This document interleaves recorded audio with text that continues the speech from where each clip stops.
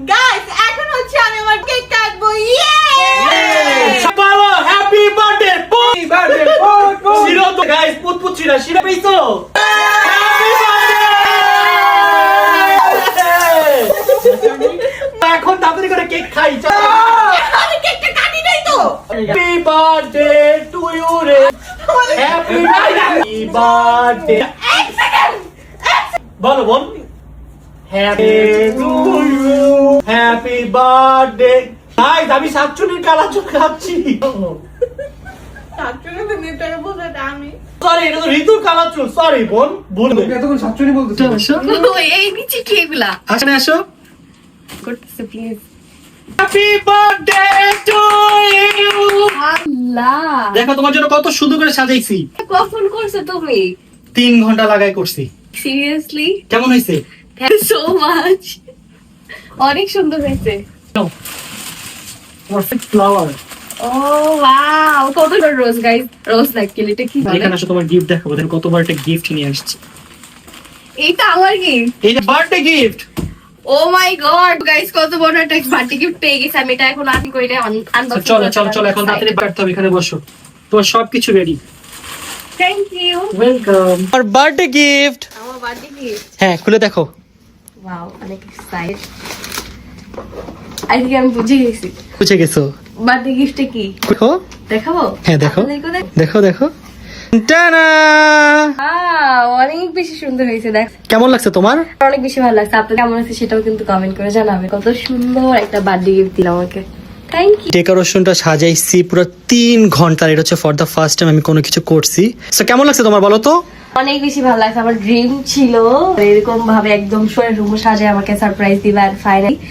অনেক ভালো লাগছে happy birthday to you Ibon happy birthday to you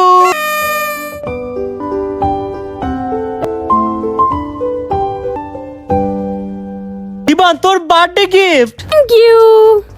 জীবন হ্যাপি বার্থডে দেখার জন্য কি নিয়ে আসছি বার্থডে গিফট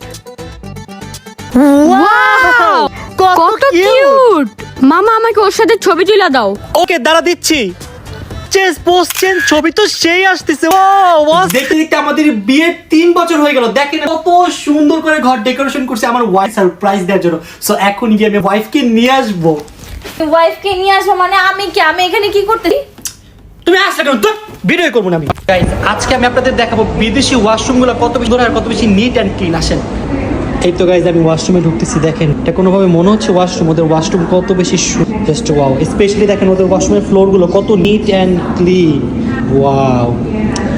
আমাদের দেশে যে কবে এরকম ওয়াশরুম হবে তাই জানি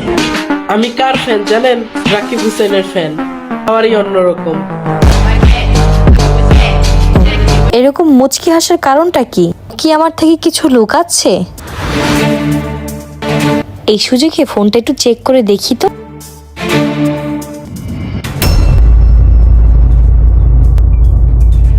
তাহলে এইসব হচ্ছে আমি তো ভেবেছিলাম আমি ওর সবকিছু অত অন্য কারোর সাথে এভাবে লুকিয়ে লুকিয়ে প্রেম তুমি আমার মোবাইল ধরছো কেন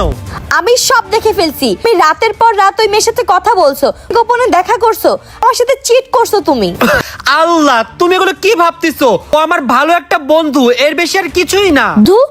বন্ধুর সাথে ঘন্টার পর ঘন্টা কথা আই মিস ইউ বেবি আমাকে চিট করছো তুমি আমার ভরসা ভাঙছো তুমি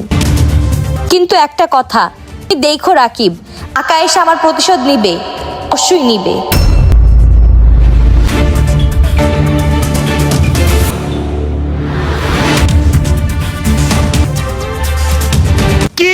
কি বলছো তুমি तो नहीं आती थी तुमको ये अदाएं सितम कुछ शुक्रिया मेहरबानी करम कुछ